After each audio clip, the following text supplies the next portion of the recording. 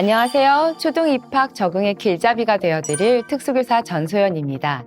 우리 아이들 초등학교 입학 전에 궁금증도 많고 걱정도 있으시죠?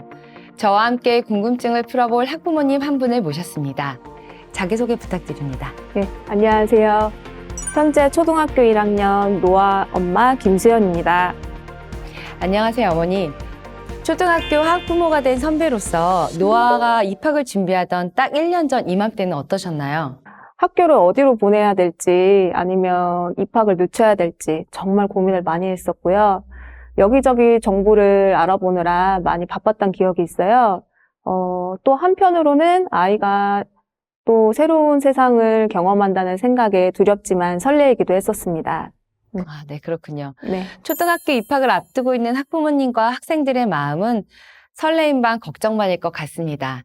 아이를 처음 기관에 보낼 때와는 달리 우리 아이가 초등학교에 잘 적응할 수 있을까라는 걱정을 한 발 앞서게 되는 게 어쩌면 당연한 것 같습니다. 하지만 학교는 내 아이가 이 험한 세상을 살아가는데 기본기를 연습할 수 있는 곳이고 학교에는 내 아이가 잘 성장하도록 돕는 사람들이 있다고 생각하신다면 미리 걱정할 필요는 없을 것 같습니다. 어머니, 입학을 준비하면서 가장 큰 고민은 무엇이었나요? 우선 학교를 제 나이에 맞게 보낼지 아니면 입학을 늦출지 정말 고민을 많이 했었고요. 입학을 결정한 뒤에는 어떤 학교를 보내야 될지 학교 선택에 신경을 많이 썼었습니다. 아무래도 그러시겠죠. 일반 학교를 선택하는 경우는 통합교육 환경에서 아이를 생활하게 하고 싶은 경우일 것이고, 특수학교를 선택한 경우는 특수교육 대상 학생이 적절한 물리적 환경 및 지원을 받을 수 있어 심리적으로 안정적인 학교 생활을 하길 원하는 경우일 겁니다. 사실 저는 특수학교는 염두에 두지 않았어요.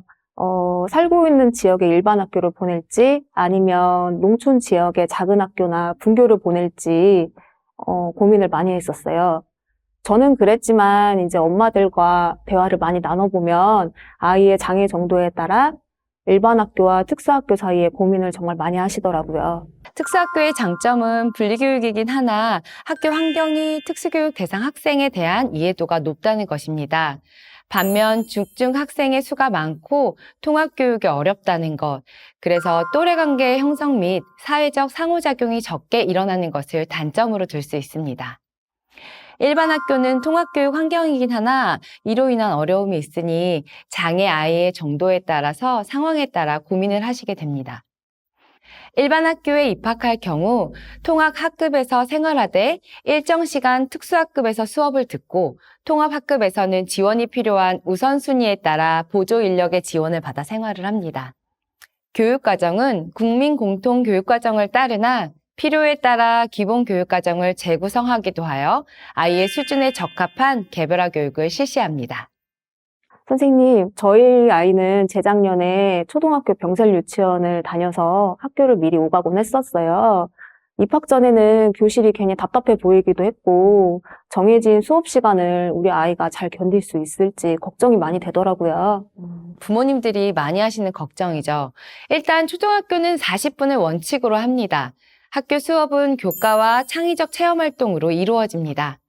교과는 국어, 수학, 바른생활, 슬기로운 생활, 즐거운 생활이며 창의적 체험활동은 안전한 생활과 자율, 자치, 동아리, 진로활동을 합니다. 또 1학년 학생들의 경우 입학 초기 적응을 교육을 위해 창의적 체험활동의 시간을 활용하여 자율적으로 입학 초기 적응 프로그램을 편성 운영합니다. 우리들은 1학년이라는 적응 활동을 하면서 3월에는 약 한 달간 학교를 돌아보기도 하고요. 저는 학교 병설 유치원을 보내면서 미리 확인할 수 있었지만 입학 전에 미리 학교 시설을 파악할 수 있는 시스템이 있는지 궁금합니다. 학교에서 아이가 교실만 이용하는 게 아니니까 전반적인 시설을 미리 익히게 하고픈 부모님들의 마음은 이해합니다만 최근에는 학부모를 비롯한 외부인이 예약을 해야만 학교에 출입할 수 있는 사전 예약제를 운영하고 있어서 미리 약속을 해야 합니다. 확실한 건 입학 예정인 학교에 직접 문의해 보시는 게 좋습니다. 그리고 입학 전 선생님과 전화 상담은 가능하지만 해가 바뀌면서 선생님이 다른 학교로 옮기거나 학교 상황이 바뀌는 경우가 있어요. 그렇게 되면 상담한 분과 다른 선생님이 아이를 맡을 수 있다는 점 양해해 주시길 바랄게요. 초등학교 입학 전 학부모님의 마음 준비는 어떻게 하면 좋을지 이야기에 나눠볼까요? 부모의 불안한 마음이 아이들에게 전달된 경험이 있으시죠? 생각보다 부모의 감정은 아이들에게 잘 전이됩니다. 먼저 학교에 대한 막연한 불안보다는 긍정적인 말로 학교에 대한 인상을 심어주세요. 학교는 내가 모르는 것을 배우는 곳이야. 친구들과 어울려 놀 수 있는 재미있는 곳이야. 라고 말씀해 주시면 좋겠습니다. 맞아요. 저도 엄마들에게 먼저 두려워하지 말라고 꼭 얘기해주고 싶어요. 엄마가 두려워하면 아이들은 따라오기가 더 늦어질 수밖에 없더라고요. 네, 맞습니다. 엄마의 불안과 걱정을 아이가 알 필요는 없죠. 두 번째로, 엄마가 신뢰하는 선생님께 아이는 뭔가를 배울 수 있습니다. 신뢰는 한쪽 방향으로 이루어지는 것이 아니라고 생각을 합니다. 그렇다면 서로의 신뢰를 쌓기 위한 방법은 어떤 게 있을까요? 저는 약속을 지키는 것, 소통하는 것이라고 생각하는데요. 등교 시간, 숙제, 준비물 등을 챙기는 것 등등 사소하지만 매일의 사소한 약속을 지켜나갈 때 신뢰가 생긴다고 생각합니다. 네, 저는 소통을 위해 학부모가 학교 활동을 최대한 많이 참여하는 게 좋다고 생각을 해요. 1학년 때는 도서관과 학부모 폴리스 활동을 했었고요. 2학년 때는 학교 운영위원회를 할 생각을 하고 있어요. 이런 활동을 통해 아이의 학교 생활을 좀 더 알 수 있고 학부모들끼리 인프라도 쌓을 수 있을 것 같거든요. 학부모회나 운영위원회를 참여를 해야 교내에서 소수자인 우리 아이의 입장을 잘 대변할 수 있고 특수교사들에게 힘을 실어줄 수 있다고 저는 생각을 해요. 물론 교사와의 원활한 소통도 신뢰를 쌓는 방법 중에 하나입니다. 원활한 소통이란 잦은 연락이 아니라 원활한 정보 교환이라고 생각하시면 좋겠어요. 간혹 아이의 문제에 대해 일부러 감추시는 부모님들이 계십니다. 감추신다고 학교에서 그 문제가 드러나지 않는 것은 아닙니다. 오히려 미리 선생님과 소통하고 해결하는 방법을 찾는 것이 서로의 신뢰를 쌓고 아이가 학교 생활을 원활히 하는 데 도움이 됩니다. 저는 선생님과 소통이 잘 되는 편이라고 생각을 하는데요. 아이가 센터 치료로 일찍 하교하는 날에 선생님께 아이의 학교 생활에 대해 궁금한 점을 질문하거든요. 선생님 입장에서는 어떠신지 궁금하네요. 개인 성향에 따라 다를 수 있습니다만 소통을 안 하시는 부모님보다는 소통이 잘 되는 경우가 좋습니다. 학교 생활의 적응과 개선을 위해서는 가정과의 협조가 가장 중요하니까요. 네, 그런데 초등학교는 어린이집이나 유치원 기관과는 달리 교사와의 소통이 개인적인 톡이나 전화 연락으로는 이루어지지 않아요. 필요에 따라서 담임교사와 연락을 해야 할 때는 하이클래스나 이알림이 등 학교마다 담임교사가 활용하는 앱의 톡으로 연락을 합니다. 그래서 수업 중에는 되도록 연락은 하지 않고요. 수업이 끝나고 필요한 사안에 따라 소통을 합니다. 교사와 학부모 간에 소통하는 과정에는 서로에 대한 신뢰와 존중이 가장 중요한 것 같습니다. 저도 걱정이 많은 편이었어서 초반에 학교에 노화의 정보에 대한 파일을 만들어서 선생님께 갖다 드렸어요.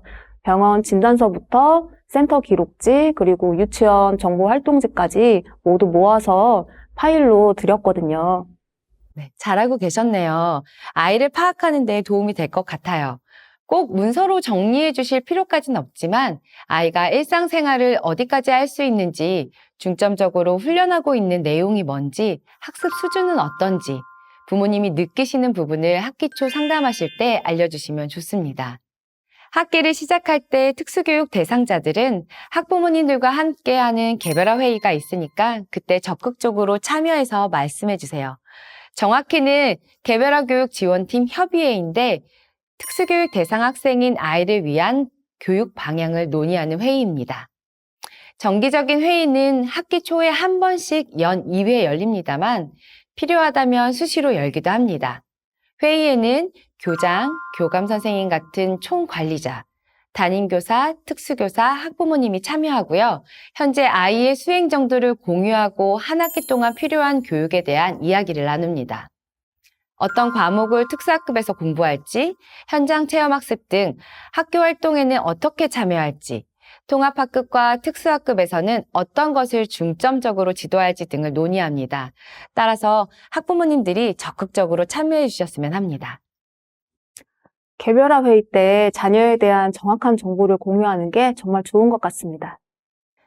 그럼 다시 돌아가서 학부모님의 마음 준비로 세 번째는 멀리 보셔야 한다는 겁니다.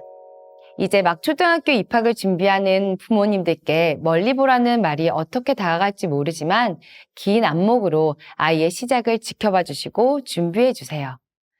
중고등 과정에서 중요한 키워드는 자립입니다. 초등학교에서도 학습뿐만 아니라 아이가 사회에 나가서 혼자의 힘으로 살아가기 위해 습득해야 할 것이 무엇인지, 필요한 것이 무엇인지 고민해야 합니다. 일희일비하지 않고 자립할 수 있는 아이로 자랄 수 있도록 기다려주세요. 마음의 준비를 하셨다면 다음 준비물을 챙겨볼까요?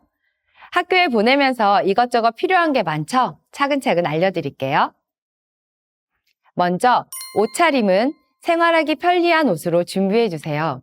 누군가의 도움을 받아야 하든 스스로 처리해야 하든 화장실을 쓰기에 편한 옷으로 준비해 주시면 좋습니다. 신발도 마찬가지로 신고 벗기에 편한 신발로 준비해 주세요. 학교 생활은 기본적으로 아이 스스로 해야 한다고 생각하시면 됩니다. 옷차림에서 한 가지 더 중요한 것은 청결입니다. 어제 점심을 먹다가 흘린 반찬 국물이 그대로 남아있는 옷을 다시 입고 온다면 아이의 옷에서 냄새가 난다면 어떨까요? 멋있게 입는 것보다 깨끗하게 입는 것이 중요합니다. 저희 노아도 아직 혼자 식사하는 건 서툰 편이라 많이 걱정했던 부분이에요. 그리고 학교에서는 실내화를 신고 생활합니다. 발에 딱 맞는 실내화로 준비해 주세요. 아이들의 발이 금방 큰다고 일부러 사이즈를 크게 신기시는 경우가 있는데 그럴 경우 넘어져서 다치는 사고로 이어질 수 있습니다. 또한 캐릭터 그림이나 장식이 없는 실내화가 좋습니다. 캐릭터나 장식은 수업에 방해될 수 있거든요. 책가방을 준비하실 때는 가방 속 내용물을 꺼내기 쉬운 가방으로 준비해 주세요.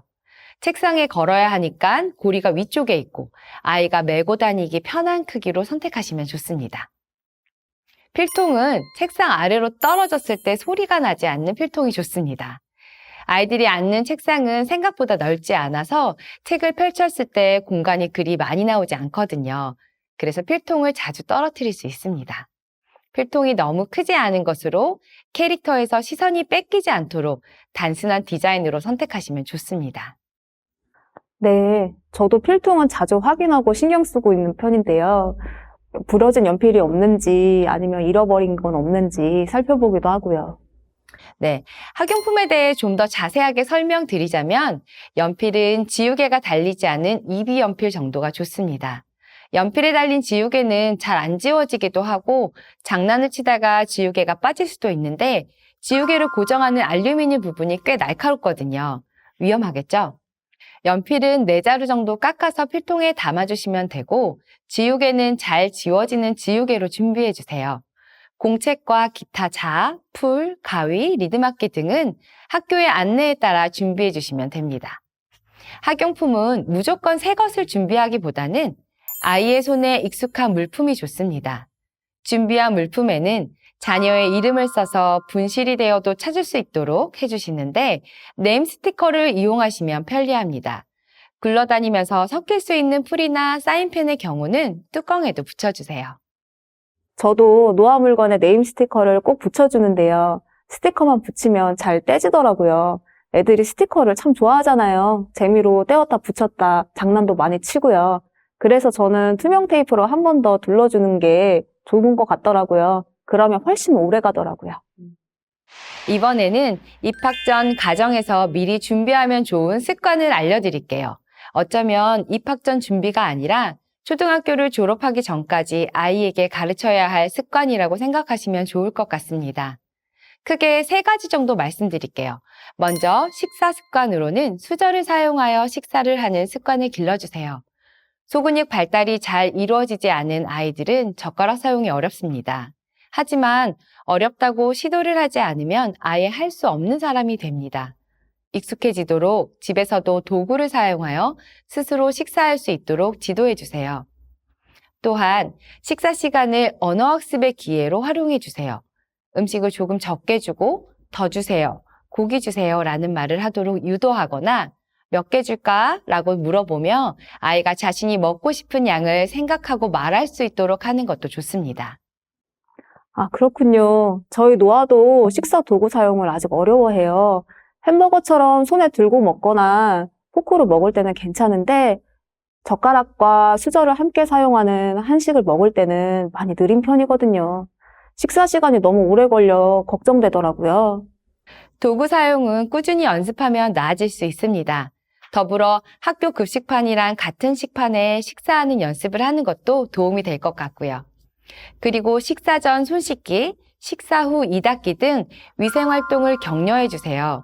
스스로 손을 깨끗하게 닦는 습관은 학교 생활뿐만 아니라 건강에도 매우 중요한 활동입니다. 다음으로 옷 입고 벗기입니다. 스스로 옷을 입고 벗는 것을 가르쳐 주세요. 혼자서 옷을 못 입는 아이라면 도움을 받을 수 있도록 미리 알려주시고요. 마지막으로 화장실 이용은 초등학교 입학 전에 스스로 할 수 있도록 지도해 주시기 바랍니다. 화장실에 가고 싶을 때는 말이나 몸짓으로 표현하는 것과 대변을 본 후에는 처리하는 방법을 연습시켜 주세요. 학교 생활에서도 화장실이 가고 싶을 때 표현하거나 선생님께 도움을 요청할 수 있어야 하고 화장실 문제를 스스로 처리하는 것은 기본적으로 요구되는 사항이랍니다. 학교 생활에서 학습보다 더 중요한 것은 기본 생활 습관이라고 생각합니다. 저도 화장실 문제를 걱정 많이 했었어요. 노아는 그래도 본인이 원하는 걸 어느 정도 말은 하지만 아직 소변을 볼 때 바지를 확 내리는 습관이 있거든요. 그래서 아직까지도 연습하고 있답니다. 네, 좋습니다. 일반 아이들 중에서도 외부에서 대변 보는 게 싫어서 집에 갈 때까지 참는 아이들도 있더라고요. 우리 아이들도 마찬가지일 것 같아요. 집에서 혼자서 화장실을 이용할 수 있는 아이라면 낯선 학교 환경에 적응하고 나면 학교에서도 스스로 할 수 있을 것 같습니다. 다만 학교 환경에 적응하는 데까지 시간과 노력이 좀 필요하겠죠? 학교의 특수교육 지원 인력의 도움을 받아 적응하면 좋지만요. 혹시라도 지원이 어려운 경우라면 특수교사와 상담을 하거나 개인 보조활동에 도움을 받는 것도 고려해 보세요. 이번에는 입학 후 함께 배워가며 익힐 습관을 알아보겠습니다. 먼저 규칙 지키기예요. 교실에서 뛰지 않고 걸어 다니기, 수업 시간에 자리에 앉기, 다음 수업 준비하기, 학급의 물건을 제자리에 갖다 놓고 자기가 활동한 자리 정리하기, 다른 학생들의 활동을 방해하지 않기, 멈추라는 언어적, 신체적 지시가 있을 때 멈추기 등 친구와 함께 생활할 때 필요한 규칙을 지킬 줄 알아야 해요. 그리고 학교에서의 기본 생활 익히기는 다음과 같습니다. 학교에 정해진 시간에 등교하기, 자기 가방과 사물함에 자기 물건 챙기기, 외모 단정히 하기, 화장실 위치 알고 뒤처리 적절하게 하기, 화장실에 가고 싶을 때 표현하거나 선생님께 도움 요청하기, 급식 시간에 독립적으로 도구를 사용하기 정도가 되겠네요. 학업 수행 기술로는 자기 이름을 쓰고 숫자 1부터 10까지 세고 쓰기, 기본적인 학용품 사용하기, 알림장 쓰기까지 할 줄 알면 충분합니다. 학교에 입학하기 전에 이러한 것들을 미리 익히지 못해도 학교에 와서 배운다고 생각하시면 됩니다. 저희 노아는 한글을 어느 정도 익히고 입학을 시켰어요. 지하철이나 기차를 좋아해서 함께 스케치북이랑 매직을 들고 지하철을 탔던 기억이 나네요. 역 이름을 스스로 쓰게끔 시켜보기도 했고 방송으로도 나오니까 좋더라고요. 그래서 한글을 비교적 쉽게 익히게 했어요. 그리고 어렸을 때부터 치료를 시작해서 1대1 수업이 익숙한 아이라 아직 통합반 시간에는 혼자서 멍하게 있는 시간이 대부분인데 이 또한 점점 나아지겠죠, 선생님? 그럼요. 아이들은 부모님의 예상보다 훨씬 많은 걸 할 수 있답니다. 그리고 대인관계 기술도 중요하죠. 자기가 좋아하는 것과 필요한 것을 표현하고 교사나 친구가 발표할 때 주의해서 듣고 잘못된 것을 이야기했을 때 교정이 된다면 좋죠. 친구들과 잘 지내기 위해서 다른 사람의 소유물을 존중하고 자신이나 다른 사람에게 공격적으로 행동하지 않고 자신을 적절하게 방어할 줄 알면 좋겠어요. 방어는 싫으면 싫다고 표현하는 거죠. 선생님과 친구들에게 인사하는 것도 기본이지만 아주 중요하고요.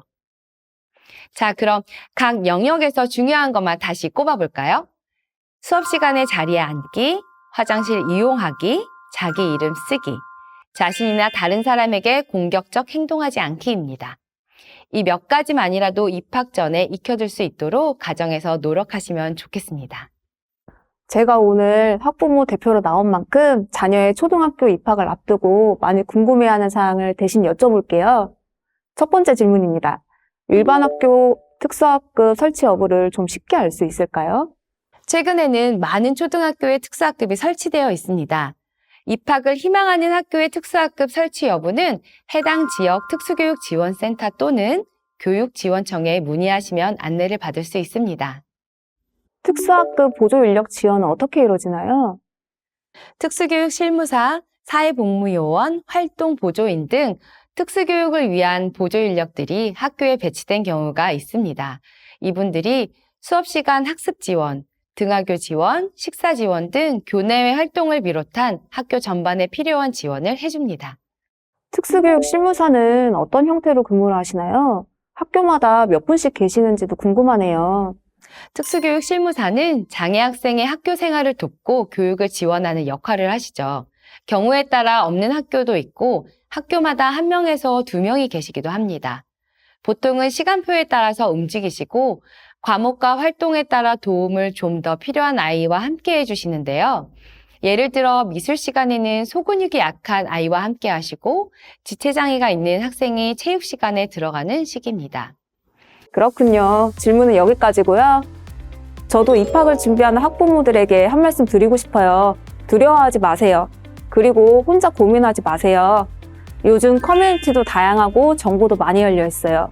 엄마가 이겨내고 앞장서야 아이도 따라온다고 생각하시고 세상 밖으로 나오셨으면 좋겠습니다. 화이팅! 네, 저 역시 한 말씀 드리자면 완벽한 준비란 없습니다. 학교는 준비된 사람이 가는 곳이 아니라 사회의 구성원으로 살아가기 위한 방법을 배우기 위해 준비하러 가는 곳입니다. 우리 아이들에게 학교는 즐거운 곳이었으면 좋겠습니다. 학부모님들은 선생님을 믿고 아이가 잘 따를 수 있도록 지지해 주세요. 오늘 함께 해주신 노아 어머니 정말 감사합니다. 감사합니다.